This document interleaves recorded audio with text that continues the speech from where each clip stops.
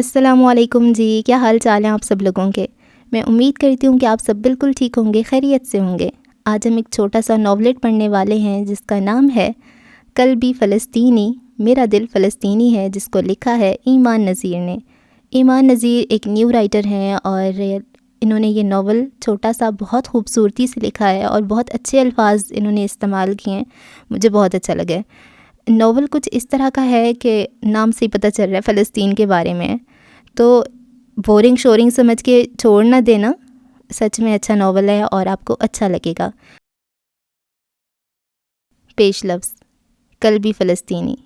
اس بات کا احساس مجھے تب ہوا جب میری آنکھ نے پہلی مرتبہ فلسطین کے درد پہ آنسو بہائے، جب میں نے ان دوستوں کو چھوڑا جو فلسطین کو چھوڑ چکی تھیں، جب میں نے جانا کہ میرا دل ان کی تکلیف پہ آنسو بہاتا ہے، جب مجھے اپنے غم چھوٹے لگنے لگے، جب میرے دل سے نکلی دعاؤں میں ذکر فلسطین ہونے لگا۔ اس بات کا احساس مجھے ہر اس لمحہ ہوا جب میری آنکھوں نے اسرائیل کی بنی اشیاء کو نفرت بھری نظروں سے دیکھا۔ اس احساس نے مجھے یقین دلایا کہ میں چاہے پاکستانی ہوں مگر میرا دل فلسطینی ہے۔ میرا یہ ناولٹ ہر اس شخص کے نام جو اپنے دل کا ایک حصہ فلسطین کے نام کر چکا ہے۔ باب نمبر 1۔ مشرق وسطیٰ کے دل میں ایک زمین ہے اتنی پرانی، ایک قوم کی ہے یہ کہانی، فلسطین، ایک نام جو گونجتا ہے ہر نظم میں، ہر شاعری میں۔ زیتون کے باغات اور قدیم دیواروں کے درمیان، آزادی کی جدوجہد میں، تنازع کے سائے میں، ایک قوم کھڑی ہے اپنے وطن میں، مضبوط اور استقامتی۔ غزہ کے کناروں سے ویسٹ بینک کے پہاڑوں تک، جہاں غم اور امید آپس میں ملتے ہیں، بچے خاک و چٹان میں کھیلتے ہیں، ایک پرامن روشن زندگی کا خواب دیکھتے ہیں۔ القدس، ایک قدیم خوابوں کا شہر جہاں تاریخی صفحات تنازع سے بھرے ہوئے ہیں، لیکن اس کی گلیوں میں امن کی کہانیاں بھی ہیں، ایک امید ہے کہ نفرت سے رک نہیں سکتی۔ ریفیوجی کیمپس میں جہاں یادیں رکھی گئی ہیں، اپنے گھر کی تلاش میں جہاں آنسو بہائے گئے ہیں اپنے وطن کے لیے۔ چلو مل کر دعا کریں امن کے لیے، فلسطین کے لوگوں کے لیے، ان کی آوازیں بھی سنی جائیں، انصاف اور ہمدردی اپنا راستہ بنائیں، ایک روشن، امن اور ہم آہنگ دنوں کے لیے۔ فلسطین کی کہانی میں بھی ایک باب ہونا چاہیے، امید کا، ہم آہنگی کا اور ایک پرسکون زندگی کا۔ ہسپتال میں داخل ہوتے ہی خون اور دوائیوں کی ملی جلی بو اس کے نتنوں سے ٹکرائی تو اس نے اپنا ماسک اوپر کر لیا اور وارڈ کا دروازہ کھول کر اندر بڑھ گیا۔ دروازہ کھلا تو سب نے اندر قدم رکھتے اس عربی حسن رکھنے والے شہزادے کو دیکھا جو بلو اسکربس کے اوپر وائٹ کوٹ پہنے اندر آ رہا تھا۔ سفید مومی رنگت پہ کھڑے نقوش اور چہرے کے جمال میں اضافہ کرتی براؤن بیئرڈ، ہلکے گھنگریالے بال اور زیتون سی سبز آنکھوں پر فریم لیس گلاسز لگائے۔ وہ آگے بڑھا تو یونیفارم پہ لگا اس کا نیم بیج واضح ہوا، ارتضیٰ حاشر علی۔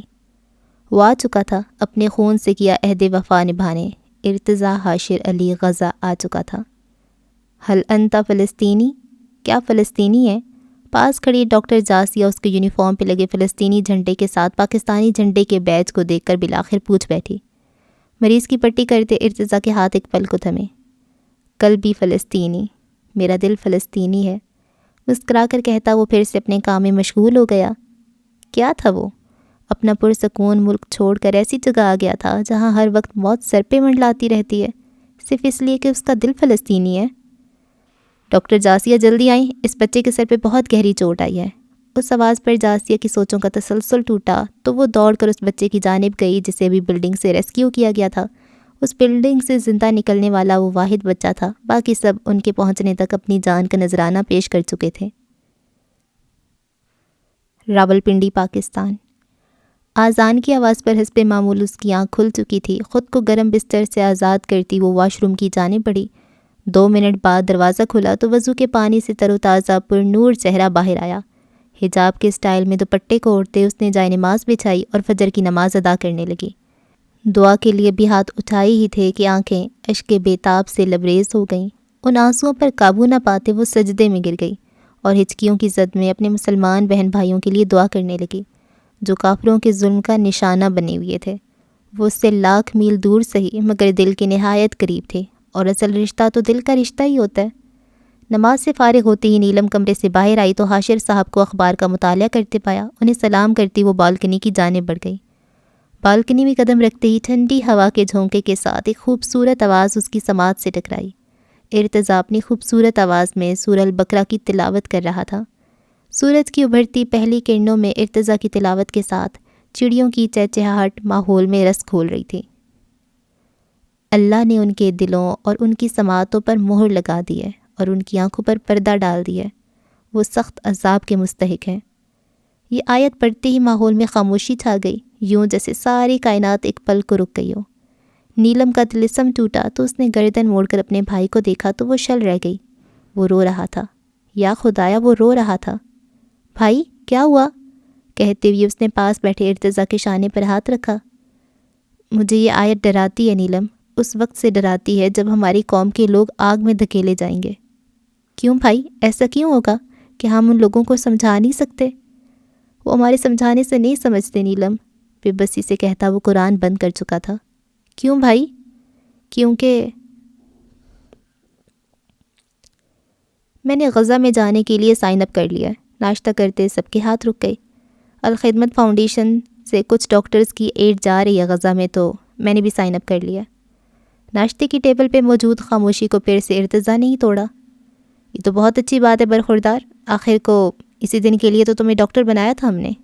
خود کو نارمل ظاہر کرتے حاشر صاحب نے جوس پی کر اپنا حلق تر کیا۔ امی؟ مریم کو خاموش سر جھکائے بیٹھا دیکھ کر ارتضیٰ نے پکارا تو مریم اٹھ کھڑی ہوئی اور چلتی ہوئی اپنے بیٹے کے پاس آ گئی۔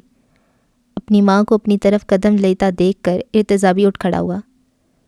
تم نہیں جانتے ارتضیٰ، تم نے یہ بات کہہ کر میرا برسوں سے جھکا سر آج فخر سے بلند کر دیا۔ کہتے ہوئے مریم نے اس کی پیشانی چوم لی۔ مجھے اس بات پر فخر ہے ارتضیٰ کہ تم میرے بیٹے ہو۔ ہاتھوں کے پیالے میں اس کا چہرہ بھر کر کہا تو ارتضیٰ نے اپنی ماں کے چہرے پر ہاتھ رکھ کر انگوٹھے سے ان کے آنسو صاف کیے اور ہاں میں سر ہلا دیا۔ فلسطین سے جڑی وہ اپنے ماں باپ کی محبت کو تو جانتا تھا، پھر بھی ایک ڈر تھا کہ کہیں وہ اپنی اولاد کی محبت میں آ کے اسے روک نہ لیں، اور آج اس کا یہ ڈر بھی ختم ہو گیا۔ وہ جا رہا تھا، بالآخر وہ غزہ جا رہا تھا، اپنے خوابوں کے شہر میں، اس شہر میں جس کی خوبصورتی کے قصے وہ بچپن سے اپنی ماں سے سنتا آیا ہے۔ اس کا یہ خواب پورا ہونے جا رہا تھا، غزہ دیکھنے کا خواب۔ غزہ، ہمارا فلسطین۔ ماما آپ کو کھانے کے لیے کچھ ملا یا کل سے بھوکی ہی ہیں؟ ڈیوٹی پر دوسری ڈاکٹر آ چکی تھی، اس لیے وقت ملتے ہی جاسیہ فون پر اپنی زندگی میں موجود واحد رشتے اپنی ماں سے بات کر رہی تھی۔ جی میری بچی، میں نے کھا لیا، شکر آج اتنا انتظار نہیں کرنا پڑا۔ اچھا جلدی مل گئی آج بریڈ؟ ہاں آج بس 5 گھنٹے انتظار کیا ہے، ورنہ تمہیں تو پتہ ہے نا روزانہ سارا دن کھڑا رہنا پڑتا ہے ایک بریڈ کے پیس کے لیے۔ چلیں شکر ہے مل تو گیا ہے نا کچھ۔ شکر ادا کرتے اس نے بولا، کیونکہ کل سارا دن انتظار کرنے کے بعد بھی ان لوگوں کو کھانے کو کچھ نہ ملا تھا۔ میں نے آدھا پیس رکھا ہے تمہارے لیے، کب گھر آؤ گی؟ ماما آپ کھائیں پورا، ہوتا کتنا سا ایک پیس جو آپ نے میرے لیے بھی رکھا ہے۔ وہ واقعتاً خفا ہوئی تھی، ایک ماں ہی تو بچی تھی اس کے پاس، تو وہ کیوں نہ فکر کرتی؟ کیسے نہ رکھتی؟ ابھی وہ کچھ کہہ رہی تھی کہ فون سے دھماکے کی آواز جاسیہ کے کانوں سے ٹکرائی۔ ماما ماما، وہ حلق کے بل چلائی۔ اللہ تعالیٰ پلیز نہیں، ماما نہیں، اللہ تعالیٰ۔ اللہ سے فریاد طلب کرتی وہ پھر سے اپنی ماں کو پکارنے لگی۔ ماما ماما پلیز کچھ بولیں ماما۔ جاسیہ کی آواز رند گئی اور آنسو لڑکیوں کی صورت آنکھوں سے بہنے لگے۔ جاسیہ جاسیہ، اسے اپنے کانوں پر یقین نہ آیا، یہ اس کی ماں کی آواز تھی۔ ماما، موبائل پر اپنی گرفت مضبوط کرتے بولی۔ میں ٹھیک ہوں بیٹا، ہمارے ساتھ والی بلڈنگ گر گئی ہے، اسی وجہ سے ادھر بھی ایسا محسوس ہو رہا ہے جیسے زمین ہل رہی ہو۔ ماما نکلیں فوراً، ماما بلڈنگ سے باہر نکلے جلدی۔ چلا کر کہتی وہ اندر کی جانب دوڑی، کیونکہ اسے اپنی ٹیم کو لے کر وہاں جلد از جلد پہنچنا تھا تاکہ وہ لوگ جو اس بلڈنگ تلے دب چکے تھے انہیں بچایا جا سکے۔ راولپنڈی، پاکستان۔ نیلم کالج کے لیے تیار ہو کر باہر نکلی تو عاصم، ان کا ملازم، کی کلاس ہو رہی تھی۔ یہ دیکھو آئل بھی ڈالڈا کا لے کر آئے ہو، یہ اسرائیل کا ہے، یہ لائف بوائے بھی ان کا ہے، یوگرٹ بھی نیسلے کا اٹھا لائے ہو۔ کہتی ہوئی مریم ساری گروسری واپس شاپنگ بیگ میں ڈال رہی تھی اور ساتھ ساتھ عاصم کی کلاس بھی لے رہی تھی، جو بتانے کے باوجود اسرائیل کی بنی اشیاء اٹھا لایا تھا۔ ڈالڈا کی جگہ یہ صوفی آئل، ڈش واش اور صابن بھی صوفی کے ہی، اور اب وہ ساری لسٹ دوبارہ لکھ رہی تھی۔ اللہ حافظ ماں جی۔ مریم کی پیشانی پر بوسہ دیتی وہ کالج کے لیے نکل گئی۔ اللہ کی امان میں میری بچی۔ گاڑی میں بیٹھتی نیلم نے ایئر پوڈس کانوں میں لگا کر اپنے پسندیدہ اسکالر کا پوڈ کاسٹ لگا لیا جو انہوں نے فلسطین پر پوسٹ کیا تھا۔ کانوں میں اب پوڈ کاسٹ کی آواز گونج رہی تھی اور آنکھوں میں چلتی گاڑی سے پیچھے چھوٹ جانے والے درختوں کا منظر۔ تمباکو کی دھوئیں تلے ان کی نمازیں ادا ہو رہی ہیں اور اے سی کی ٹھنڈک تلے ہماری نمازیں قضا ہو رہی ہیں۔ کیا یہ ہمارا ایمان ہے؟ اس کی زبان سے بے ساختہ الحمدللہ نکلا کہ اللہ نے اس سے اپنے سامنے سجدہ ریز ہونے کی توفیق نہیں چھینی تھی۔ اللہ کے لیے یہ بس ایک کن ہے اور ساری ظالم اسرائیلی طاقتیں مفلوج ہو جائیں گی، مگر اللہ ہمیں آزما رہا ہے، ہمارا ایمان آزما رہا ہے۔ نیلم کی آنکھوں سے ایک اشک ٹوٹ کر گال پہ بکھرا۔ سفر تمام ہوا اور گاڑی نیلم کے کالج کے باہر آ رکی۔ نیلم بچے یاد ہے نا آپ کو کہ کوئی اسرائیل کی سنیکس نہیں لینی آپ نے؟ اسے کالج کے سامنے ڈراپ کرتے ہوئے حاشر صاحب نے ایک بار پھر اسے یاد دہانی کرائی۔ جی بابا کہہ کر وہ اندر کی جانب بڑھ گئی۔ یہ آزمائش ان کی نہیں، یہ آزمائش ہماری، اور ہمیں اس آزمائش پہ پورا اترنا ہے۔ کانوں میں پوڈ کاسٹ کی آخری لائن گونجی تو نیلم نے سر اٹھا کر آسمان کو دیکھا۔ یہ آزمائش اس کی تھی اور اسے اس پر پورا اترنا تھا۔ بھائی کیا ہم انہیں سمجھا نہیں سکتے؟ شانزہ تم یہ کیسے لے سکتی ہو؟ تم جانتی ہو یہ چیزیں اسرائیل کی بنی ہوئی ہیں۔ اپنی دوست کو منع کرنے کے باوجود لیز لیتے دیکھ کر نیلم غصے سے پھٹ پڑی۔ ہاں تو ہم کیا کریں، ہر اچھی چیز ان کی ہے تو ہم وہ کھانا ہی چھوڑ دیں؟ کھانے سے لے کر ٹوتھ پیسٹ تک ان کا برانڈ ہے۔ نہیں نیلم، وہ ہمارے سمجھانے سے نہیں سمجھتے۔ ہر چیز کا متبادل موجود ہے یہاں، اگر تم استعمال کرنا چاہو تو۔ نیلم نے پھر سے اسے سمجھانے کی کوشش کی۔ اوہ پلیز نیلم، میں وہ لوکل پروڈکٹس نہیں یوز کر سکتی، کہتی ہوئی اس نے کوک کی بوتل سے منہ لگا لی۔ کیونکہ اللہ نے ان کے دلوں پر مہر لگا دی ہے، وہ محسوس کرنے کی قوت سے مفلوج ہو چکے ہیں۔ یہ جن پیسوں سے تم ان کی چیزیں خریدتی ہو، انہی پیسوں سے وہ ہمارے مسلمان بہن بھائیوں پر بم گراتے ہیں۔ کیا تمہارا دل ان کی تکلیف پر آنسو نہیں بہاتا؟ نیلم کے دل میں ایک ٹیس اٹھی تھی، کوئی اس قدر شفاق کیسے ہو سکتا ہے؟ تو اب ہم فلسطینیوں کی وجہ سے اپنا لائف تو نہیں ڈسٹرب کر سکتے نا؟ اور ویسے بھی اسرائیل ان پر ظلم کر رہا ہے، ہم پر تو نہیں، کوئی اتنا بحث کیسے ہو سکتا ہے؟ ظلم وہ نہیں، ظلم ہم کرتے ہیں۔ ان کی چیزیں خرید کر بمباری کے لیے پیسے ہم فراہم کرتے ہیں، خود کو ان کے سپرد کر کے ہمت ہم دیتے ہیں، ان کو خود پر حاوی کر کے طاقت ہم بخشتے ہیں۔ ہماری سپورٹ کے بغیر وہ ہیں کیا؟ کیا تمہیں ان کی تکلیف، ان کا درد نظر نہیں آتا شان سے؟ وہ اپنی دوست کی سوچ پر دکھی ہوئی تھی۔ انہیں فلسطینیوں کی تکلیف اس لیے نظر نہیں آتی کیونکہ اللہ نے ان کی آنکھوں پر پردہ ڈال دیا ہے۔ اللہ انہیں اس قابل ہی نہیں سمجھتا کہ وہ اس کے نیک بندوں کی تکلیف دیکھیں۔ او گاڈ نیلم، فلسطینی پہلے نہ حملہ کرتے تو اسرائیل بھی نہ کچھ کہتا انہیں۔ جب پتہ تھا انہیں کہ نہیں مقابلہ کر سکتے وہ اسرائیل کے ساتھ، تو کیوں جنگ چھیڑی ان لوگوں نے؟ اب بھگتے۔ اسٹاپ اٹ شان سے، تمہارا کیا مطلب ہے وہ ان کا ظلم سہتے رہتے؟ غصے سے نیلم نے کہا تو شان سے نے اکتاہٹ سے سر چٹکا۔ اتنے سالوں سے اسرائیل جو کرتا آیا وہ نظر نہیں آیا تمہیں؟ اور فلسطین، اگر فلسطین ایک بار اپنے حق کے لیے کوئی قدم اٹھایا ہے تو وہ تم اندھوں کو بھی نظر آ گیا۔ غصے سے لال چہرہ لیے نیلم کی آواز حد درجہ اونچی ہو چکی تھی، جس کی وجہ سے کینٹین میں موجود سب اسٹوڈنٹ ان کی طرف متوجہ تھے۔ او پلیز نیلم، اپنا یہ فلسطین نامہ بند کرو، تنگ آ گئی ہوں میں تمہاری اس روز روز کی بکواس سے، نہیں سن سکتی یہ سب اور برائے مہربانی اب اپنے اس سو کالڈ فلسطین کی باتیں لے کر میرے پاس مت آنا، نہیں سن سکتی میں۔ ان کی سماعتوں پر مہر لگ چکی ہے نیلم، ہم چاہے انہیں جتنا سمجھا لیں لیکن حق کی آواز ان تک نہیں پہنچتی، وہ سننا ہی نہیں چاہتے۔ نیلم نے بے یقینی سے شانزے کو دیکھا تو اسے وہ آیت یاد آئی جو اس کے بھائی نے اسے سنائی تھی۔ اس وقت تو نیلم کو یقین نہ آیا تھا کہ کوئی اتنا بحث کیسے ہو سکتا ہے، مگر آج شانزے کی منہ سے یہ سب سن کر اسے ارتضیٰ کی باتیں یاد آئی تھیں۔ 1411 سال پہلے اللہ نے قرآن میں ان لوگوں کے بارے میں آگاہ کر دیا تھا، بس نیلم کو ہی دیر لگی ان لوگوں کو پہچاننے میں۔ تم دیکھنا نیلم، قیامت کے دن اللہ بھی انہیں نہیں دیکھے گا، انہیں عذاب میں ڈال کر اس طرح بھول جائے گا جس طرح یہ لوگ ہماری تکلیف دے کر بھول گئے تھے۔ ان کی درد بھری آہیں سن کر اللہ بھی اسی طرح انسنی کر دے گا جس طرح ان لوگوں نے فلسطین کی درد بھری آواز پہ کان بند کر دیے۔ نہیں آؤں گی میں، سن لیا، کبھی نہیں آؤں گی میں تمہارے پاس، کہتی ہوئی نیلم وہاں سے چلی گئی۔ اس کی دوستی کا معیار اتنا گھٹیا نہیں تھا کہ وہ اب بھی اس کے ساتھ دوستی رکھتی، جس کو فلسطین کے ساتھ ہمدردی نہیں تھی بھلا اس کے ساتھ ہمدردی کیوں رکھتی؟ سب نے ان کے سالوں پر مبنی اس بے مثالی دوستی کو ٹوٹتے دیکھا۔ دوستی میں رشتہ ہمیشہ برابری کا ہوتا ہے، اور اب وہ دونوں برابر نہیں رہی تھیں۔ نیلم معتبر ہو چکی تھی۔ باب نمبر 2۔ پہلے ماں سے کچھ پوچھا ہے، پاؤں میں باپ کا جوتا ہے، کیا چال میں خوب روانی ہے، کاندھے پہ نئی جوانی ہے، جس کام چلے ہیں چہرے سے وہ کام ضروری لگتا ہے، آنکھوں میں دیکھا جب اس نے پیغام ضروری لگتا ہے، کتنا پیارا ہوگا وہ جس کے لیے سارا کرتا ہے، تیرا ہی سہارا ہے اس کو، باقی کو سہارا کرتا ہے، باز پروں سے کب اڑتا ہے، باز کا دل ہے جو اڑتا ہے، تیز ہوا سے ڈرنا کیسا، دل ہے ایسے کب مڑتا ہے۔ ہسپتال میں داخل ہوتے ہی خون اور دوائیوں کی ملی جلی بو اس کے نتنوں سے ٹکرائی تو اس نے اپنا ماسک اوپر کر لیا اور وارڈ کا دروازہ کھول کر اندر بڑھ گیا۔ دروازہ کھلا تو سب نے اندر قدم رکھتے اس عربی حسن رکھنے والے شہزادے کو دیکھا جو بلو اسکربس کے اوپر وائٹ کوٹ پہنے اندر آ رہا تھا۔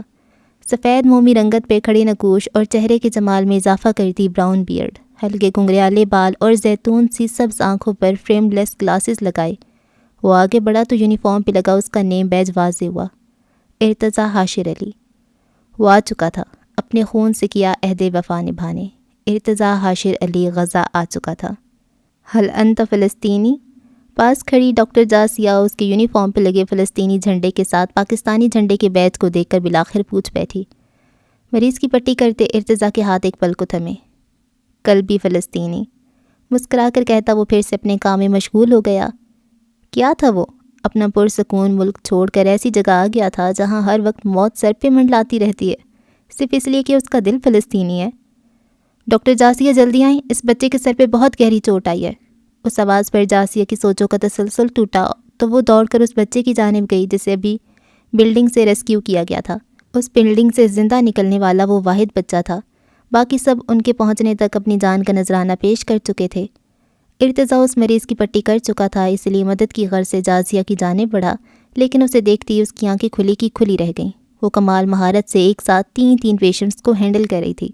ایک پیشنٹ کو انجیکشن لگا کر اب وہ بچے کا چہرہ صاف کر رہی تھی، ساتھ ہی اس کی ہارٹ بیٹ چیک کر رہی تھی۔ اس کے بھورے گھنگریالے بالوں کی کچھ لٹیں رف سے بنے جوڑے سے نکل کر اس کی سفید مومی گردن کو چھو رہی تھیں۔ وائٹ کوٹ پر لگا بیج اس کی شناخت کی عکاسی کر رہا تھا۔ جاسیہ حنیف، بھوری شہد رنگ آنکھیں، کھڑی ناک پہ دمکتی باریک سفید ہیرے کی لونگ۔ ارتضیٰ اسے دیکھ ہی رہا تھا کہ بچے کی کسی بات پر اس کے پنکھڑی جیسے لب مسکرائے تو گال میں امٹتے گڑے میں ارتضیٰ کو اپنا آپ ڈوبتا ہوا محسوس ہوا۔ ہارٹ بیٹ چیک کرتے جاسیہ کی آنکھیں ایک دم تحیر سے پھیلی۔ ڈاکٹر ارتضیٰ جلدی چیک کریں اسے، اس کی ہارٹ بیٹ سلو ہو گئی ہے بہت۔ ارتضیٰ کی محویت ٹوٹی تو 1 منٹ کی دیر کیے بغیر آگے بڑھا، گلے سے اسٹیتھوسکوپ اتار کر کان میں لگائے اور اس کی ہارٹ بیٹ چیک کرنے لگا۔ وہ واقعی سلو تھی۔ اس نے بچے کو فوراً CPR دینا شروع کر دیا، مگر بے سود، کیونکہ اس کی روح جسم سے پرواز کر چکی تھی۔ زیتون سی سبز آنکھوں کا تصادم بھوری آنکھوں سے ہوا۔ ارتضیٰ نے نفی میں سر ہلایا تو جاسیہ کی آنکھیں پل بھر میں نم ہوئیں۔ پنکھڑی جیسے گلابی لب ہونٹوں کی دسترس میں آ چکے تھے، شاید وہ خود کو رونے سے روک رہی تھی۔ ارتضیٰ اور جاسیہ کے درمیان کافی حد تک دوستی ہو چکی تھی، وجہ ان دونوں کا نرم مزاج تھا۔ اس وقت بھی وہ دونوں باہر کوریڈور میں بیٹھے تھے جب وہاں موجود خاموشی کو جاسیہ نے توڑا۔ تم چاہ کر بھی ہماری تکالیف اس طرح محسوس نہیں کر سکتے ارتضیٰ جس طرح ہم کرتے ہیں۔ ارتضیٰ نے گردن موڑ کر جاسیہ کو دیکھا، کتنا درد تھا اس کے لہجے میں۔ تمہیں زخمی لوگوں کو دیکھ کر تکلیف محسوس ہوتی ہے، ہمدردی محسوس ہوتی ہے، مگر خوف محسوس نہیں ہوتا۔ تم اس خوف سے آزاد ہو ارتضیٰ کہ ایک دن اسٹریچر پہ پڑا وجود تمہارے کسی اپنے کا ہوگا، تمہارے کپڑوں پہ لگا خون تمہارے کسی عزیز کا ہوگا۔ ارتضیٰ نے گردن جھکا لی کیونکہ وہ واقعی اس خوف سے آزاد تھا۔ مجھے ڈر لگتا ہے اس وقت سے جب میں اسٹریچر پہ پڑے وجود کو دیکھوں گی اور وہ چہرہ میری ماں کا ہوگا۔ آنسو اس کے رخسار کو سلامی پیش کرتے زمین بوس ہو گئے۔ گھٹنوں کے گرد بازو حائل کرتی وہ سر جھکا گئی۔ پاس بیٹھے ارتضیٰ کے کانوں میں اس کی سسکیوں کی آواز گونجی تو اس نے آگے بڑھ کر نرمی سے اس کی پشت سہلائی۔ یہی تو وہ کر سکتا تھا، اس کی حوصلہ افزائی۔ راولپنڈی، پاکستان۔ نیلم، تمہارا کوئی رابطہ ہوا ارتضیٰ سے؟ مریم کی مضطرب آواز ہال میں گونجی تو نیلم نے سر اٹھا کر اپنی ماں کو دیکھا جن کی آنکھوں سے آنسو گرنے کو بے تاب تھے۔ نہیں ماما، پرسوں بس میسج ملا تھا کہ وہ ٹھیک ہے، پھر غزہ کا انٹرنیٹ کٹ آف کر دیا گیا، ابھی تک سگنلز نہیں آ رہے، افسردگی سے کہتی وہ مریم سے پاس بیٹھ گئی اور ان کی گود میں سر رکھ دیا۔ نہ جانے میرے بچے کو کچھ ملا بھی ہوگا کھانے کو یا نہیں، کس حال میں ہوگا وہ، کہتی ہوئے وہ نیلم کے سر میں انگلیاں چلانے لگی۔ لاؤنج میں داخل ہوتے حاشر صاحب کی قدم مریم کی بات پر پل بھر کو تھمے اور ارتضیٰ کا ہنستا مسکراتا چہرہ یادوں کے پردے میں لہرایا۔ آگے بڑھ کر انہوں نے مریم کے گرد بازو حمائل کیے اور ان کے پاس ہی بیٹھ گئے۔ میں بزدل تھی حاشر جو اپنی زمین کو چھوڑ آئی، مگر میرے خون میں بے وفائی نہیں تھی۔ دیکھو میرے دل کا ٹکڑا وہاں میری زمین سے کیا عہد وفا نبھا رہا ہے، کہتی ہوئی ان کی آواز رند گئی اور ماضی کی یادوں نے انہیں اپنے حصار میں لے لیا۔ ماضی: حاشر تم اسے لے کر پاکستان چلے جاؤ، کھانستی ہوئی مریم کی ماں اسے یہاں سے جانے کا کہہ رہی تھیں۔ امی نہیں، میں کہیں نہیں جاؤں گی، یہیں رہوں گی آپ کے پاس، اپنے غزہ میں۔ مسلسل نفی میں سر ہلا کر مریم نے اپنی ماں کا ہاتھ تھام لیا۔ نہیں مریم، کھانستے ہوئے وہ دوبارہ بولی، تمہیں یہاں سے جانا ہوگا مریم، تمہیں زندہ رہنا ہوگا، اپنے لیے، میرے لیے، ہمارے غزہ کے لیے، تمہیں زندہ رہنا ہوگا مریم۔ کہتے ہوئے انہوں نے مریم کا تھاما ہاتھ حاشر کو تھما دیا۔ میری بچی تمہارے حوالے حاشر، اسے لے کر پاکستان لوٹ جاؤ۔ ان کی زبان سے نکلنے والے یہ آخری الفاظ تھے اور ان کی روح نے اس مٹی کے پتلے سے نجات حاصل کر لی۔ مریم کی ماں کینسر کے آخری سٹیج پر تھی، تبھی اپنی بیٹی کو ایک مضبوط سہارے کے سپرد کرتی اس دنیا سے کوچ کر گئیں، اور حاشر ان سے کیا اپنا آخری وعدہ نبھاتے مریم کو لے کر پاکستان آ گیا۔ مریم اور حاشر کی پہلی ملاقات قدی ایاد یونیورسٹی موروکو میں ہوئی۔ تعلیم مکمل کرنے کے بعد دونوں کے راستے جدا ہو گئے، کیونکہ حاشر کا پاکستان سے اور مریم کا تعلق غزہ سے تھا۔ دونوں ہی اپنے وطن واپس لوٹ گئے، مگر قسمت نے انہیں ملوانا تھا، اس لیے 2 سال بعد وہ دونوں فلسطین کے شہر قدس میں ملے، اور پھر گھر والوں کی باہم رضامندی کے ساتھ مسجد اقصیٰ کی بابرکت جگہ پہ وہ نکاح جیسے پاک بندھن میں بندھ گئے۔ باب نمبر 3۔ ہل جاتی ہے ہر دستک پر، ماں کو لگتا ہے میں آیا، کوئی پیارا ہے مجھے آپ سے بھی، میں بابا سے ہی کہہ آیا، گھر بار ہے میرا بھی پیچھے، پر آگے بھی گھر میرا ہے، اس گھر کی ساری خوشیوں کو ایک بار نہ گھبرانے دیں گے، ایک سوچ بری بھی سرحد سے اس پار نہیں آنے دیں گے، کیا ڈر کیا وہم کیا خوف اسے، جس پشت پہ لاکھوں دعائیں ہوں، ہو جن کے لہو میں بہتی وفا، پھر سامنے لاکھ بلائیں ہوں، جاتے جاتے بھی محفل سے رخ گلشن کا مہکاتے ہیں، ثابت قدموں پہ جو اپنے وہ سچ ثابت ہو جاتے ہیں۔ ماما یہاں پر حالات بہت خراب ہو گئے، ہمارے پاس میڈیکل سپلائز ہی ختم ہو چکی ہیں، آپ یقین کریں کہ بچوں کو انکیوبیٹرز کی جگہ فوئل میں ریپ کر رہے ہیں تاکہ انہیں زندہ رکھ سکیں، بجلی نہیں ہے، انٹرنیٹ نہیں ہے، اتنی مشکل سے ہاسپٹل چل رہا ہے۔ مجھے نہیں پتا ماما کہ میں آپ کے پاس کبھی واپس آؤں گا بھی یا نہیں، آپ دعا کریں سب جلد ٹھیک ہو جائے، اللہ حافظ۔ کہتی اس نے سینڈ کا بٹن دبا دیا۔ آج 1 ہفتے بعد سگنلز آئے تھے تو موقع پاتے ارتضیٰ نے ویڈیو میسج ریکارڈ کر کے مریم کو بھیج دیا تاکہ انہیں یہاں کے حالات سے آگاہ کر سکے اور یہ بتا سکے کہ ان کا بیٹا زندہ ہے۔ میسج سینڈ کرنے کے بعد ارتضیٰ باقی پیرامیڈکس کے ہمراہ ایک بلڈنگ کی طرف چلا گیا جو آج اسرائیل کی بم کا نشانہ بنی تھی۔ کاش وہ اس وقت نہ جاتا، لیکن قسمت کو یہی منظور تھا۔ جاسی ایک پیشنٹ کے بازو پر پٹی کر رہی تھی جب گولیوں کی آواز اس کے کانوں میں گونجی۔ وہ دوڑ کر ہسپتال کے داخلی دروازے کی جانب بڑھی جہاں سے اسرائیل کی فورسز اندر آ چکی تھیں۔ ظالمانہ انداز میں لوگوں کو مارتے وہ جاسیہ کا دل دہلا گئی۔ وہ دوڑ کر درد سے بلکتے بچے کے پاس پہنچی اور اسے اپنے حصار میں لے لیا۔ بچے کو سینے سے لگائے وہ اس کے کانوں پر اپنے ہاتھ رکھ کر ان خوفناک آوازوں کو روکنے کی ناکام کوشش کر رہی تھی کہ اچانک جاسیہ کو ایک گرم چیز اپنے جسم کے اندر پیوست ہوتی محسوس ہوئی۔ 1 2 اور پھر ایک جھٹکے سے حصار ٹوٹا اور وہ زمین بوس ہو گئی۔ زمین پہ پڑے پتھر بری طرح جاسیہ کے سر سے ٹکرائے۔ لرزتی پلکوں سے اس نے اس روتے ہوئے بچے کو دیکھا جس کے چہرے پر اس کے خون کے چھینٹے پڑ چکے تھے۔ آنکھیں بند ہوئیں تو منظر میں سبز آنکھیں ابھریں، ہنستی مسکراتی سبز آنکھیں۔ ہاں وہ اسے بتانا چاہتی تھی کہ جب وہ ہنستا ہے تو اس کی آنکھیں بھی ہنستی ہیں، مگر زندگی نے اسے یہ بتانے کی مہلت نہیں دی۔ ڈاکٹرز کی ٹیم واپس آئی تو ہسپتال کی حالت دیکھ کر وہیں رہ گئے۔ کتنی مشکل سے وہ اپنے لوگوں کو بچا بچا کر ہسپتال لاتے اور ان ظالموں نے ہسپتال ہی تباہ کر دیا۔ ڈاکٹر جاسیہ کا خیال آتی ارتضیٰ دیوانہ وار آگے بڑھا۔ تمہیں زخمی لوگوں کو دیکھ کر تکلیف محسوس ہوتی ہے، ہمدردی محسوس ہوتی ہے، مگر خوف خوف محسوس نہیں ہوتا؟ جاسیہ، جاسیہ چلا کر اسے پکارتا وہ اسپتال کا کونا کونا چھان رہا تھا۔ شہید ہو جانے والے ڈاکٹرز اور بچوں کو اسٹریچر پہ ڈال کر باہر نکالا جا رہا تھا۔ تم اس خوف سے آزاد ہو ارتضیٰ کہ ایک دن اسٹریچر پہ پڑا وجود تمہاری کسی اپنے کا ہوگا۔ خوف سے وہ اسٹریچر پر لے جانے والے ہر وجود کو دیکھ رہا تھا۔ آج جاسیہ نے اسے اس خوف سے بھی آشنا کروا دیا۔ وہ اللہ سے اس کی زندگی کی مہلت مانگ رہا تھا۔ وہ اسے بتانا چاہتا تھا کہ اسے بھی خوف آتا ہے کہ وہ اسٹریچر پہ پڑے وجود کو دیکھے گا اور وہ چہرہ اس کی جاسیہ کا ہوگا۔ ڈاکٹر ارتضیٰ آپ کال کر کے دیکھیے ڈاکٹر جاسیہ کو، ہم انہیں نہیں ڈھونڈ پا رہے۔ پاس آتے ایک ریسکیو آفیسر نے اس کی حالت کے پیش نظر اس کے کندھے پہ ہاتھ رکھا، جس پر وہ سر کو ہاں میں جنبش دیتا اپنے موبائل نکالنے لگا۔ ہاتھوں کی لرزش اس قدر بڑھ گئی تھی کہ اسے موبائل تھامنے میں بھی مشکل پیش آ رہی تھی۔ پہلی دفعہ ارتضیٰ کو معلوم ہوا تھا کہ کسی کو کھو دینے کا خوف کیسا ہوتا ہے۔ اگر کوئی ارتضیٰ سے اس وقت پوچھتا یہ خوف کیسا ہوتا ہے تو بلا دریغ کہہ دیتا کہ یہ احساس کانٹوں پہ رکھتے مخمل کے کپڑے کی طرح ہوتا ہے جسے بے دردی سے کھینچ لیا جائے۔ بالآخر ارتضیٰ نے اس کے نمبر پہ رنگ کیا مگر کوئی جواب موصول نہیں ہو رہا تھا۔ وہ گھٹنوں کے بل زمین پہ گرتا بچوں کی طرح سے سک کر رونے لگا۔ پاس کھڑے آدمیوں نے اس کی حوصلہ افزائی کے لیے کندھے پر ہاتھ رکھا جو بری طرح کانپ رہا تھا۔ اس طرف سے آواز آ رہی ہے رنگ کی۔ یہ سنتے ہی ارتضیٰ آواز کی سمت میں بھاگا۔ چال میں ابھی لڑکھڑاہٹ تھی جس کی وجہ سے وہ 2 مرتبہ گرتے گرتے بچا۔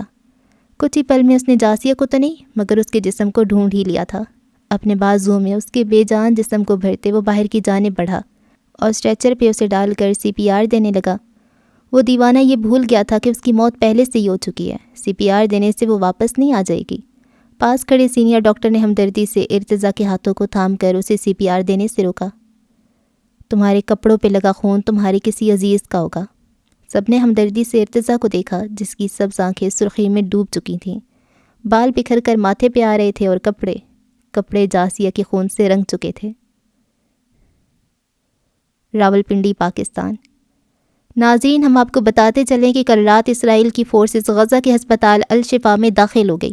جی ہاں، کل رات الشفا ہسپتال میں موجود بچے، نوجوان اور ڈاکٹرز اسرائیل کے حملے سے شہید ہو گئے۔ اطلاع کے مطابق شہید ہونے والے ڈاکٹرز کی تعداد نیلم، حاشر، نیلم۔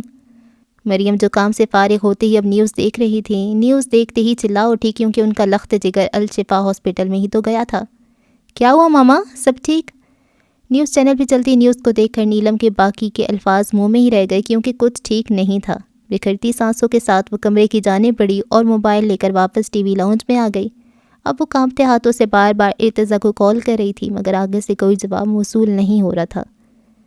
میرا دل پھٹ جائے گا حاشر، کال کرے میرے ارتضیٰ کو، اسے کچھ نہیں ہوا۔ میرا دل مانتا ہے کہ اسے کچھ نہیں ہوا میرے بچے کو، سسک کر کہتی وہ حاشر کے سینے پر سر رکھ گئی۔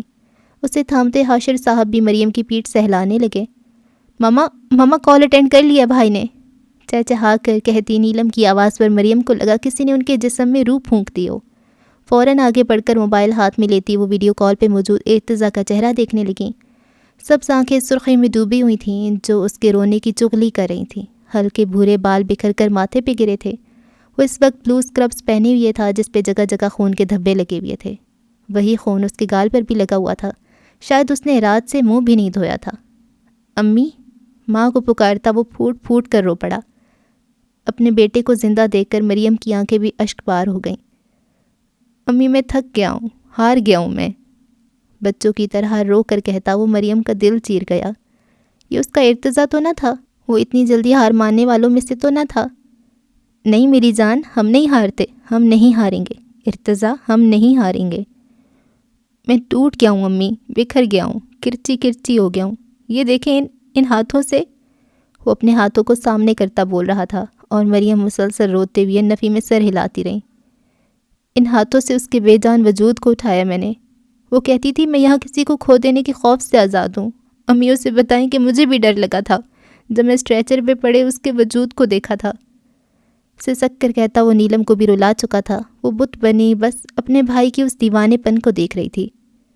یہ خون نظر آ رہا ہے آپ کو امی؟ ہاتھوں سے اپنی خون آلود شرٹ کو آگے کرتا کسی ڈرے سہمے بچے کی طرح پوچھ رہا تھا۔ یہ خون میری جاسیہ کا ہے۔ ابھی تو میں نے خواب دیکھنا شروع ہی نہیں کیا تھا۔ میرا خواب دیکھنے سے پہلے کیوں ٹوٹ گیا امی، کیوں؟ حاشر صاحب نے نم آنکھوں سے اپنے جوان بیٹے کو دیکھا جو بالکل کسی ننھے بچے کی طرح ڈرا سہما سا اپنے خوف کی روداد سنا رہا تھا۔ فلسطین کے بچوں کے خواب نہیں ہوتے ارتضیٰ، اگر ہوتے ہیں تو بکھیر دیے جاتے ہیں، مریم نے ایک مرئی نکتے کو دیکھتے ہوئے کہا، کیونکہ ارتضیٰ کی یہ حالت دیکھنے کی ہمت وہ کھو چکی تھیں۔ مجھے فخر ہے اپنی محبت پر امی، آپ کے بیٹے کو اپنی محبت پہ فخر ہے، آنسو صاف کرتا ایک عزم سے بولا، کیونکہ اب وہ خود کو سنبھال چکا، دل کا غبار اپنی ماں کے سامنے اتار چکا تھا، اب قلب ارتضیٰ ہر قسم کے بوجھ سے آزاد ہو چکا تھا۔ باب نمبر 4۔ واپس ماں کی آغوش میں ہے، الحمد کہا اور رو دی ماں۔ ماں کے ایک شکر کے آنسو سے صدیوں تک غم نہ ہوں گے یہاں، دل جن کے بڑے ہوں ہستی سے، یہ بیٹے ہیں ان ماؤں کے، خود دھوپ گزار کے چھوڑ گئے یہ رستے سارے چھاؤں کے، ایک ذرہ بھی اے پاک زمیں تیرا نہ اٹھانے ہم دیں گے، یہ ظلمت کے بادل سن لے خالی واپس مڑ جائیں گے۔ ایک عجیب سی بے چینی کے تحت صبح نماز فجر کے بعد مریم ارتضیٰ کے کمرے میں چلی گئیں۔ دروازہ کھولتے ہی ارتضیٰ کی مخصوص کلون کی خوشبو مریم کے نتنوں سے ٹکرائی تو اس نے سانس کے ساتھ اس خوشبو کو اپنے اندر اتارا، ایک سکون سا مریم کی رگوں پہ میں اتر گیا۔ ارتضیٰ نے 2 دن بعد دروازہ کھول کر کمرے میں قدم رکھا جو اسے غزہ میں الاٹ کیا گیا تھا۔ مریم نے آگے بڑھ کر اس کی وارڈروب کھولی اور اس کے کپڑوں کو چھوا، ان میں اپنے ارتضیٰ کو محسوس کیا۔ وہ اب اپنے ہینڈ کیری سے کپڑے نکال کر تبدیل کر رہا تھا۔ چلتی ہوئی اب وہ اس کے بیڈ پر آ گئی، بیڈ پہ ہاتھ پھیر کر مریم نے ارتضیٰ کے لمس کو محسوس کرنا چاہا جو آج بھی وہیں تھا۔ کپڑے تبدیل کرنے کے بعد ارتضیٰ اب وہاں بچے بستر پہ لیٹ گیا جو اس کے بیڈ کی طرح آرام دہ تو نہ تھا مگر پرسکون تھا، کیونکہ وہ اس کے اللہ نے اس کے لیے چنا تھا۔ بیڈ سے اٹھتی مریم اب کھڑکی کے پردے ہٹا رہی تھی۔ کھڑکی کے کھلتے ہی ایک تیز ہوا کا جھونکا آیا، ایک زوردار آواز کے ساتھ ہی ارتضیٰ کو کمرے کا چھت خود پہ گرتا محسوس ہوا۔ اس تیز ہوا سے سائڈ ٹیبل پہ پڑی ارتضیٰ کی تصویر گر گئی۔ آنکھوں کے آگے اندھیرا چھا چکا تھا، منظر بدل چکا تھا، اب وہ اپنی ہنستی مسکراتی بہن کو دیکھ رہا تھا، نیلم کی شرارت پہ اسے ڈانٹتی مریم کو اور ان سب سے محظوظ ہوتے حاشر صاحب کو دیکھ رہا تھا۔ کتنا مکمل منظر تھا جو بند ہوتی اس کی آنکھوں کے سامنے لہرایا۔ مریم نے آگے بڑھ کر تصویر کو دیکھا جس کا فریم بری طرح ٹوٹ چکا، اور مریم کو لگا کسی نے اس کے دل کی چلتی دھڑکنوں کو روک دیا ہے۔ بند آنکھوں کے پیچھے بھوری آنکھوں کا منظر لہرایا، اس کے ہوا سے جھولتے گھنگریالے بال، گال میں امٹتا گڑا، اور اس منظر میں ارتضیٰ نے خود کو آخری مرتبہ کلمہ پڑھتے پایا۔ ارتضیٰ کی صرف تصویر ہی نہیں، اس کی سانسوں کی ڈور ٹوٹ چکی تھی، اور مریم کی کچھ پل کی تھمی دھڑکنوں کے ساتھ ارتضیٰ کی دھڑکنیں ہمیشہ کے لیے تھم گئیں۔ 6 سال بعد۔ فلسطین میرا کب ہوگا بھائی؟ 9 سالہ نیلم چہرے پر دنیا جہاں کی معصومیت سجائے اپنے بھائی سے سوال کر رہی تھی۔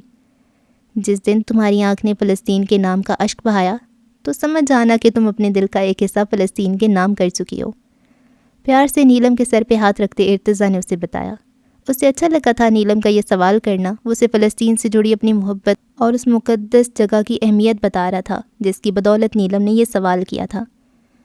فلسطین ہمارا ہے نیلم، الاقصی ہماری ہے، یہ وہ زمین ہے جسے اللہ نے پاک قرار دیا ہے، یہ وہ مبارک جگہ ہے جہاں آپ صلی اللہ علیہ وآلہ وسلم نے اپنے مبارک قدم رکھے، وہاں ہمارا قبلہ اول ہے نیلم۔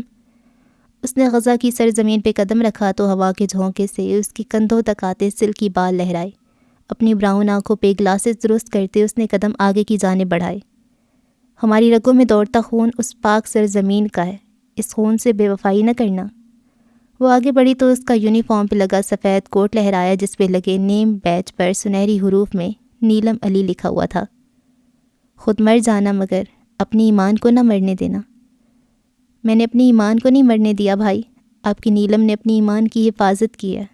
اس کے خون کی کشش اسے اس زمین تک کھینچ لائی تھی۔ حل انت فلسطینی؟ وہ مریض کی پٹی کر رہی تھی جب اس کے یونیفارم پہ لگے فلسطینی جھنڈے کے ساتھ پاکستانی جھنڈے کے بیج کو دیکھ کر اس لڑکی نے پوچھا۔ مریض کی پٹی کرتے نیلم کے ہاتھ ایک پل کو تھمے۔ کل بھی فلسطینی، مسکرا کر کہتی وہ پھر سے اپنے کام میں مشغول ہو گئی۔ اس بات کا احساس مجھے تب ہوا جب میری آنکھ نے پہلی مرتبہ فلسطین کے درد پہ آنسو بہائے، جب میں نے ان دوستوں کو چھوڑا جو فلسطین کو چھوڑ چکی تھی، جب میں نے جانا کہ میرا دل ان کی تکلیف پہ آنسو بہاتا ہے، جب مجھے اپنے غم چھوٹے لگنے لگے، جب میرے دل سے نکلی دعاؤں میں ذکر فلسطین ہونے لگا۔ اس بات کا احساس مجھے ہر اس لمحہ ہوا جب میری آنکھوں نے اسرائیل کی بنی اشیاء کو نفرت بھری نظروں سے دیکھا۔ اس احساس نے مجھے یقین دلایا کہ میں چاہے پاکستانی ہوں مگر میرا دل فلسطینی ہے۔ اچھا جی، تو یہ چھوٹا سا ناولٹ قلبی فلسطینی کمپلیٹ ہو گیا۔ ایمان نذیر نے یہ چھوٹا سا ناول لکھا ہے اور مجھے تو بہت اچھا لگا ہے۔ ایسے بہت سی میں کہانیاں پڑھ چکی ہوں اور میں اپنے چینل پہ بھی اپلوڈ کر چکی ہوں۔ ان کہانیوں کا یہ ہوتا ہے کہ ہم جو فلسطین میں سب کچھ ہوا جا رہا ہے تو وہ دیکھ کے اتنا نارمل لگنے لگا ہے کہ اب اس سے کچھ فیل ہی نہیں ہوتا، کچھ مطلب ڈفرینٹ سا نہیں ہوتا، بس ہم آگے اسکرول کر دیتے ہیں بھی کیا یہ روز ہی ہو رہا ہے، کوئی خاص بات نہیں ہو رہی۔ شروع میں ہمیں بہت دکھ ہوا تھا، ہم سب نے بہت بڑے جوش و خروش دکھایا تھا، بس ان کی چیزیں شیئر کی تھی، ان کے حالات سب کو دکھائے تھے، اور آہستہ بس ہم بور ہو گئے، پھر ہم ان چیزوں کو چھوڑ دیا، پھر ہم نے نئی چیزیں ڈھونڈ لی، پھر ہم نے الیکشن شروع کر دیے، اب PSL شروع ہو گیا، تو وہاں سے ہمارا دھیان ہٹ گیا۔ تو اس طرح کی جو کہانیاں ہیں وہ دوبارہ سے ہمارا دھیان، ہمارا ایمان تازہ کرنے کے لیے ضروری ہوتی ہیں۔ تو اتنی ساری جہاں پہ آپ کہانیاں پڑھ رہے ہوتے ہیں وہاں پہ اس ٹائپ کی کہانیاں بھی پڑھا کرو تاکہ تھوڑا سا ایک دل میں خوف آئے، اور اصل میں کیا کرنا ہے، اپنا مقصد ہمارا کیا ہے، ہم مسلمان ہیں اور ہم نے اللہ تعالیٰ کے لیے اپنی زندگی گزارنی ہے۔ اصل میں تو یہی ہے نا، ہم نے بہت چھوٹی زندگی ہے، بہت مختصر زندگیاں ہیں، بہت جلدی وقت گزر رہا ہے۔ ایک ایوریج جو ایج ہے، جو کہ اگر ہم کہیں کہ ہاں اگر اپنی نارمل کسی نے لائف گزاری اور طبعی موت مرا ہے تو وہ بہت ہو گیا، تو اب 60-70 ہے، اس سے زیادہ بہت کم ہی لوگ جی رہے ہیں۔ تو یہ 60-70 سال کوئی زندگی نہیں ہے، فوراً ختم ہو جائے گی، اور کسی کو کیا پتہ کہ ہم اتنی لمبی عمر جئیں گے بھی۔ کوئی ہارٹ اٹیک سے مر رہا ہے، کوئی کس طرح سے۔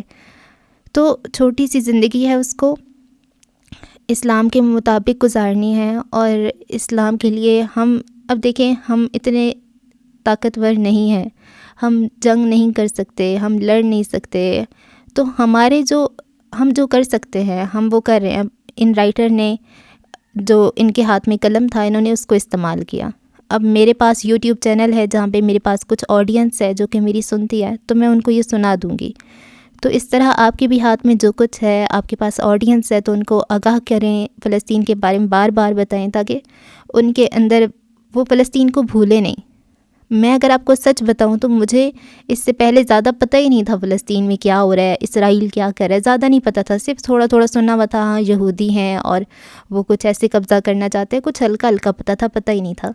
اب مجھے ان کے بارے میں کچھ پتہ چلنا شروع ہوا ہے، اور میں نے تھوڑی سی ہسٹری پڑھی ہے۔ میرا ایک چینل ہے بک نریشن کے نام سے، وہاں پہ میں نے اقصیٰ کے آنسو ایک کتاب ہے وہ پڑھ رہی ہوں، جس میں یہ پوری کی پوری ہسٹری ہے کہ شروع جب ہوا تھا بہت سال پہلے، مطلب جب حضرت سلیمان تھے وہاں پہ، تو ان کے ٹائم کا وہاں پہ وہ جب گئے، پھر وہاں پہ عیسائیوں نے کہا کہ یہ ہمارا ہے، چرچ ہے، پھر وہاں پہ تو یہ شروع سے ان کی جو آ رہی ہے، یہ ان کی جو سازشیں ہیں نا شروع میں، تو وہ وہاں پہ جیسے وہ آ گئے وہاں پہ فلسطین میں رہنے کے لیے، انہوں نے کہا تھا کہ ہمیں صرف تھوڑی عرصے کے لیے پناہ چاہیے، تو انہوں نے ان کو پناہ دے دی۔ پھر امریکہ وغیرہ نے ان کو، اور یہ ساری پوری دنیا سے جو یہودی تھے، انہوں نے مل کے ایک پوری سازش بنائی کہ ہم لوگ اس جگہ پہ رہنا ہے، کیونکہ ان کا خیال ہے کہ دجال آئے گا، اور دجال جو ہے مسجد اقصیٰ کی جگہ پر آئے گا، وہاں پہ اس کا نزول ہوگا، تو وہ اس جگہ کو اپنے سائڈ پہ کرنا چاہتے ہیں۔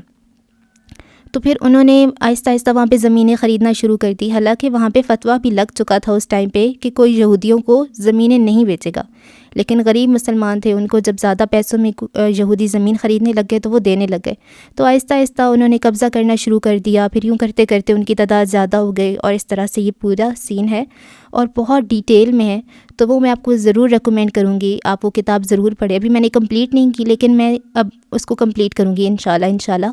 تو جتنی میں نے پڑھ لی ہے وہ آپ ضرور اس کو چیک آؤٹ کریں، کیونکہ ہمیں اپنی ہسٹری پتہ ہونی چاہیے۔ ہم فلسطین کر رہے ہیں، ہمیں پتہ ہی نہیں ہے، تو شروع میں جو ساری ایک بات ہے وہ آپ کو جب کلیئر ہو جائے گی نا، تو آپ کو پھر صحیح سے سمجھ آ جائے گی، اور آپ کو ہر چیز میں پھر امریکہ اور ان کی جو سازشیں ہیں نا وہ بڑی اچھے سے کلیئر ہو جائیں گی کہ یہ کیا کر رہے ہیں ہمارے ساتھ۔ تو اس میں قرآن پاک اور حدیث اور ان کے حوالے بھی دیے گئے ہیں کہ پہلے کا ہمیں پتہ تھا ایسی ایک جنگ ہوگی، ایک مسلمانوں اور ان کی جنگ ہوگی، آخر میں بھی ہمیں پتہ ہے دجال آئے گا. تو یہ بہت سی چیزیں ہمیں پہلے کی پتہ ہے. تو ہم نے بس اپنا ایمان اچھا رکھنا ہے، اور فلسطین کو ہم کم از کم دعاؤں میں یاد رکھ سکتے ہیں. اتنا تو ہم کر سکتے ہیں، وہ ضرور کریں. اس کے علاوہ جو ان کی اشیاء ہیں، جو ڈالڈا تو میرے خیال سے پاکستانی کمپنی کا ہے، اسرائیل کا نہیں ہے. اس طرح ان کی بہت ساری چیزیں ہیں جن کو ہم چھوڑ سکتے ہیں، تو ان کو چھوڑ دیں. مجھے پتہ ہے ان کی چیزیں اچھی ہیں، میں خود ان کی بہت سی پروڈکٹس یوز کر چکی ہوں اور اچھی ہوتی ہیں. لیکن اب خیر ہے، تھوڑا سا اپنا بھی نقصان کریں اور ان کے جو متبادل چیزیں ہیں وہ استعمال کریں، ٹھیک ہے. اور بس یار کچھ سمجھ نہیں آتی ان کے بارے میں. سوچو شروع میں تو مجھے بڑا ڈپریشن ہوا تھا جب یہ میں دیکھ رہی تھی چھوٹے چھوٹے بچے، تو اتنا وہ بس سمجھ نہیں آتا تھا ہم کیا کر سکتے ہیں. ہم بہت بہت بہت کمزور ہیں، لیکن ہم بہت سارے ہیں. یہ بھی تو دیکھیں نا، تو ہم اتنے سارے جب کمزور مل جائیں گے تو کچھ کر ہی سکتے ہیں. ہمارے جو حکمران اوپر بیٹھے ہوئے ہیں، جنہوں نے صرف اپنی اپنی چیزیں بنانی ہیں، اپنے اثاثے اکٹھے کریں. بھئی اللہ کے بندو، وہ تو اتنے بوڑھے ہو گئے، ان کی تو بس ان کو تو ڈر بھی نہیں لگتا. بھئی آپ لوگوں نے تو مرنا ہے اب، اور یہ چیزیں اکٹھی کر رہے ہیں ہمارے جو حکمران ہیں. ہم سے تو بہت بہت اچھا یمن ہے. یمن ہی ہے نا کہ لیبیا تھا، وہ کون سا کنٹری ہے جس نے، حالانکہ بہت چھوٹا کنٹری ہے، وہ اتنا کوئی پاورفل بھی نہیں ہے، اس نے اسرائیل پہ حملے شروع کر دیے، ان کے ساتھ جنگ شروع کر دی. امریکہ کے ساتھ بھی، کیونکہ جس نے اسرائیل کے ساتھ جنگ کی امریکہ تو اس کا بھائی ہے، تو امریکہ سے کون پنگا لیتا ہے. لیکن انہوں نے لے لیا، انہوں نے کہا کہ ہم نے مرنا ہے اور ہم نے اللہ کو منہ دکھانا ہے، تو انہوں نے کر دی جنگ. تو ایسے ہمارا تو کوئی نہیں. ہم لوگوں کے فوجی تو بس اپنی عوام کو ڈرا دھمکا کے اور ان کو ہی نیچے لگا رہے ہیں. کیا کریں یار. خیر، ہم جو کر سکتے ہیں، ہم نے دعا کرنی ہے، ہم نے ان کی چیزوں کا بائیکاٹ کرنا ہے، اور ہم نے زیادہ سے زیادہ اویئرنیس پیدا کرنی ہے، ٹھیک ہے، تاکہ ہماری جو آنے والی جنریشن ہے وہ ان چیزوں کو انہیں پتہ ہو. جیسے مجھے نہیں پتہ تھا، اب پتہ چلا ہے. مجھے اتنے عرصہ کیوں نہیں پتہ تھا، مجھے پتہ ہونا چاہیے تھا. تو اب ہم کوشش کریں گے کہ ہماری جو جنریشن ہیں ان کو یہ چیزیں پتہ ہونی چاہیے، ٹھیک ہے. تو اور یہ رائٹر ہے ایمان نذیر، ان کا انسٹاگرام آپ کو اسکرین پہ نظر آ رہا ہوگا. ان کا انسٹاگرام چیک آؤٹ کریں اور دعاؤں میں یاد رکھیں. اللہ حافظ.